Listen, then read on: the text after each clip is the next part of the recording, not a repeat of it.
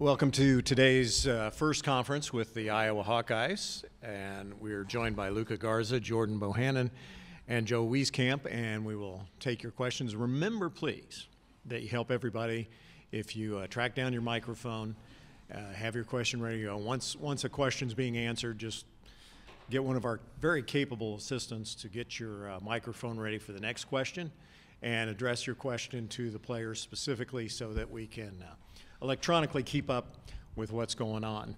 And we'll start with your questions for our Iowa players. Jordan, just in the second half there, that we talked yesterday about the shooting, to have that out of the gate, how important is that against a team like Tennessee? Yeah, it's going to be really important, especially how they play. Another team that different, unique style they play.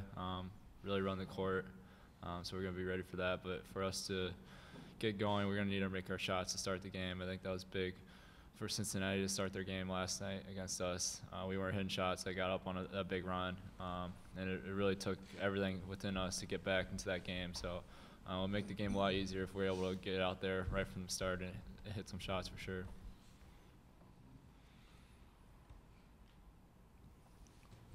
Go ahead. Jordan, just to follow up on that, you said Tennessee plays a unique style. What about it is unique? I mean, what makes them different? Well, they definitely have a lot of NBA players potentially on their team, so that's definitely unique within its own right. Playing an SEC team, I don't think we've played an SEC team yet since we've been here. So we just got. They know it's a tough conference to play in, just as well as the Big Ten. So they've been battling all year round, as well as we have. So we know it's going to be a physical game. They play physical kind of basketball like we do. So it's going to be a lot of fun tomorrow. We're looking forward to it.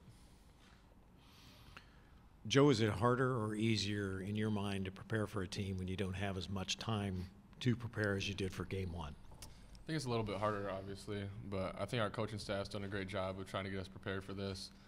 In the Big Ten season, towards the end of the year, each team has each other figured out. They have each other locked into personnel, so it's a little bit harder in the end of the Big Ten season. So it'll be nice to play another team from a different conference. Luca, that kind of struck me what Jordan said about not playing an SEC team. Does it make a difference for something you're familiar with, or do you like the challenge of seeing totally new systems? I don't know. I think both teams, in both leagues have very hard schedules, and each game in the SEC is a battle as well as the Big Ten. So I think both teams are really well, prepared for this in terms of all the battles we've been through throughout the course of the season. And like Joe says, it's nice to play teams from other conferences because at this point, the Big Ten knows each other so well. They know what your tendencies are, even more so than a new team could pick up so quickly. Joe, you just talked about the battles. You've had some couple weekends now in tournament play. They have as well. What do you expect the battle to be like tomorrow with the Sweet 16 on the line? Yeah, they're obviously a very strong team. We're ranked #1 in the country at one point. So this is what you sign up for when you sign up to play Division I basketball, and this is the type of team that you want to play. So we're just excited for the test. Luca, you're going against another physical opponent. The inside-out game that you have, how in past when you go up against physical teams, how does that just kind of open things up for you guys?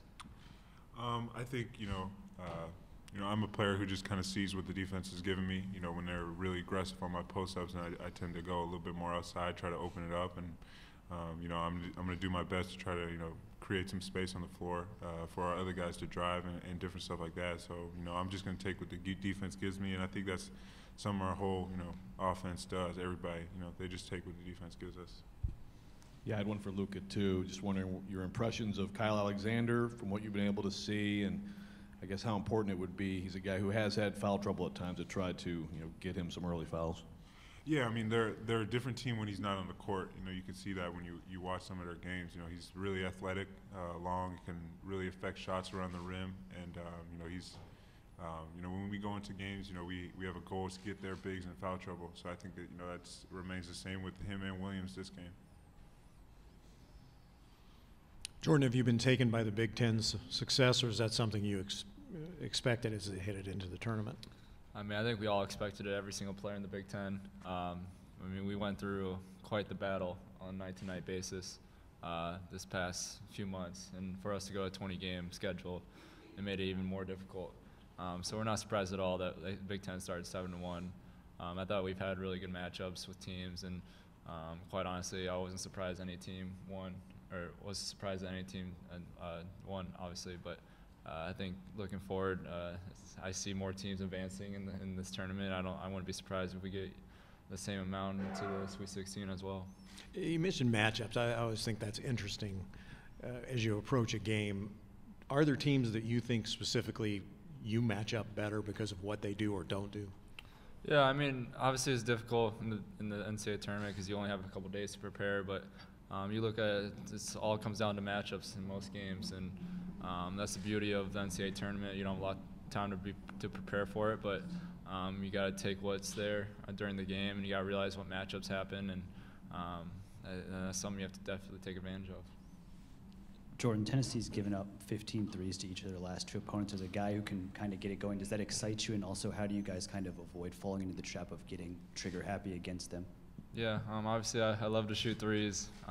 That's every time I step foot on the floor, I'm trying to shoot as much as I can. So I'm looking forward to tomorrow. Hopefully I can get a lot of threes off, and I know Joe's looking forward to it as well. Luka is too, and that's the beauty of our team, though. We have a lot of shooters on this team. And a lot of times we have 5 shooters out there, so it's really difficult for teams to play us. And Luke can go inside out. Tyler is one of the most dominant inside players, I think, in the NCAA tournament.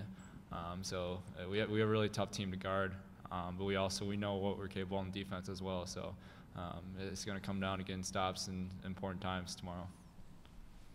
Joe, is there something you've seen from Tennessee as to why they've given up so many seemingly good looks from the perimeter lately? Not necessarily. Obviously, we haven't had a whole lot of time to prepare for them. We'll probably be watching a lot of film of them today and kind of figure those different things out, see where we can attack them offensively.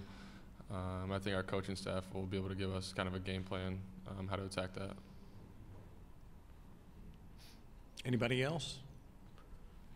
Terrific job, guys. Thanks very much. Good luck tomorrow. Coach McCaffery will be here in a couple of minutes. Thank you.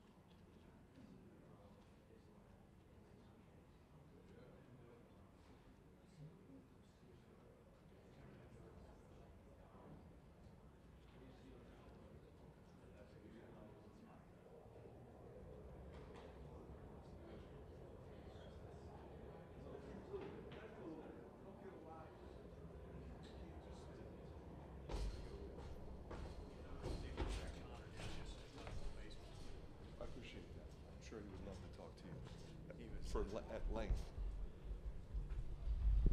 You know, I told him that anytime you guys want to go to a game or something, let me know. That's very kind. This isn't the time of the year. It's coming up, though. Coach McCaffery, nice enough to join us. And again, if you just try and have your questions ready to go so that we can keep the pace moving and get everybody's job done. First question. I'll just ask this, Coach. I just ask you, how difficult is it to get enough sleep during a time like this with short turnaround? You're not going to get a lot of sleep, but you got to get some because you got to be fresh. You just jump from one game to the next. Obviously, the assistant coach responsible for that team has been studying them for quite some time. So we were up late last night, but got a little bit of sleep. Back up this morning, had a meeting, breakfast, and then came over here and had a live practice, which is good. Get up and down, get a little sweat going. Have a few more meetings, and then get ready to play.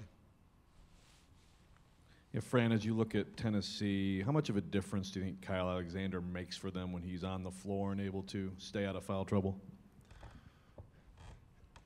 They have great versatility, and obviously he provides, something different with his length and his size. But they can also downshift, go small, and put some big-time weapons out there offensively. You look at matchups in particular. I think that's maybe what you're also thinking about when you look at our big guys versus their big guys. Here's a 6'11" guy with length and the ability to defend, our scoring post players. But it'll be a constant situation where we're both pushing different buttons with different lineups and looking for different things. Coach, when you come off a half shooting 65% like you did in the second, having another game, 2 days later on that short rest, does it make it easier to kind of ride the confidence for your shooters? Well, I hope so. We've had an interesting season in that respect. There's times when our offense has really been clicking, and there's times when we've been off. The last game we played before yesterday, we shot 1 for 16 from 3. And then yesterday we make 11. I look at our team and say we've got good three-point shooters, but I think you have to be able to establish that you can throw it inside and score, drive and kick, drive and finish, drive, get to the free throw line, throw it inside, get to the free throw line. Over the course of your entire body of work, you've got to be able to do all those things. To beat a team that's won 30 games, you better be able to do all those things, or at least attempt to do all those things to beat them. Fran, off of that, Tennessee has allowed 15 threes in each of their last 2 games. As a coach, how do you kind of balance taking advantage of that while also trying to avoid guys settling for too many shots? I think that's something you probably deal with every game, especially when you have multiple three-point shooters like we do. At what point do you settle? At what point do you work the ball? And you're hoping every game that your guys truly understand the difference as it relates to time and score. What defense are they in? I think Colgate's a team that probably shoots a lot of threes anyway, and so are we. But we also have won a number of games where we just hammer that thing inside. So we just hope that our guys make the proper decisions, and you want them to be confident. Coach Jordan said that he feels like Tennessee is different stylistically than any team you've faced this year. Do you agree with that? And how have all the teams you faced this year prepared you to face them? Well, I think in the Big Ten, every team has a great coach. Every team has really talented players, 3 or 4 of whom expect to play in the NBA. I would say the same for the SEC. So the difference, I think, when you look at Tennessee, they've got tremendous team speed. They're quick, but they also can throw the ball inside. They also have three-point shooting. That's why they have the record that they have. But You know, we feel like you look at Michigan State versus Maryland versus Penn State versus Nebraska. I mean, you go right on through our league. What it does is prepare you for different styles. Some teams play man, some teams mix it a little bit more. Some teams are a little more deliberate, some teams play faster. The one thing about Tennessee is, you know, they can go either way. They can go fast. I mean, you look at the Auburn game and the championship game, and that was as up and down and athletic a game as I've seen in a long time. But they can also play half court. They've got a great coach, and they've got intelligent players that share the ball. I think it's one of the things that's impressed me most about them. They have really good players with big reputations, but everybody seems to put winning above everything else and move the ball. And that's why they're still playing. I know this is an old story for people that follow you every day, but for those of us who are new to Iowa, how do you deal with a player who is also playing another varsity sport at the same time? Well, it's a little bit different because, you know, it's my son, and, you know, obviously you're hoping that he can maximize his opportunity. You would want the same for anybody else. Coach Heller and I have an agreement that we're going to work together and do what makes sense. So we had a window of time after the Big Ten tournament ended where he could play in some games, which he did, and did really well. And then we had it set up. You know, had we lost yesterday, he'd be playing today in a doubleheader at Indiana. Is it too much? I don't think so. It's what he's always done. He's always gone from one sport to the other. He's thrilled to have the opportunity to play for our baseball team, has tremendous respect for Coach Heller and his teammates. He grew up playing baseball with a good number of those guys, either played with them or against them. And, you know, I think as long as we can manage it while at the same time managing the academic side of it, he's an academic all Big Ten, so he's handling that part of it. We'll keep doing it that way. It kind of brings up one of the quandaries that parents have as their kids grow up. And so many times you'll have even high school coaches that want them to specialize. I think I know what your belief is on this after that answer, but what do you think non-son would do as he grows up, and whether he can play 2, 3, 4 sports? It's interesting because you're so right. When you look at a lot of high school coaches just won't allow it anymore.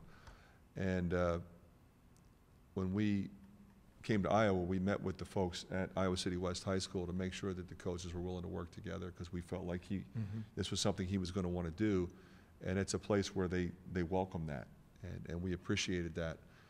And I honestly think it helps you tremendously to continuously be competing from one sport to the other. You know, there's nothing like having to get in that batter's box and have to hit something coming 95 miles an hour. And I think by the same token, you know, Connor's got to hit a big 3 yesterday and make an inbounds play to Luka Garza, know at the exact time for him to hit a 3. You're competing under pressure.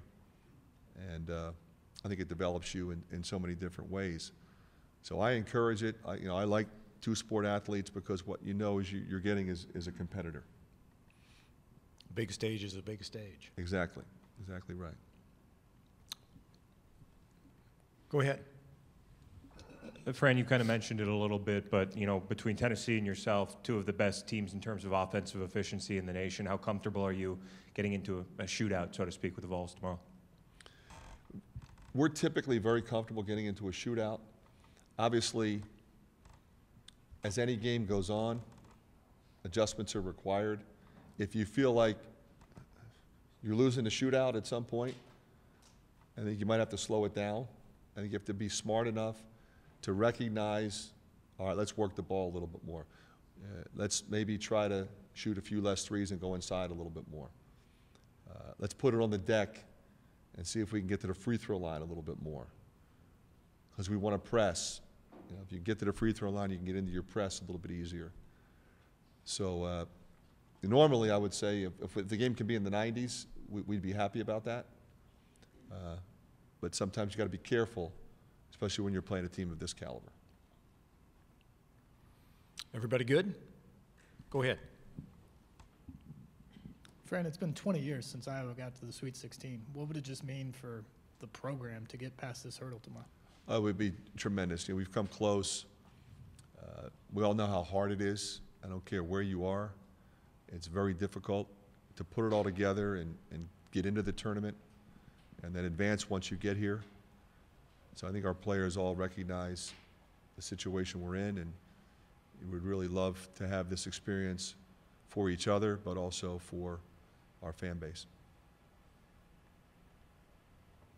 All right. Thank you. Thank you very much, Coach. Good luck tomorrow.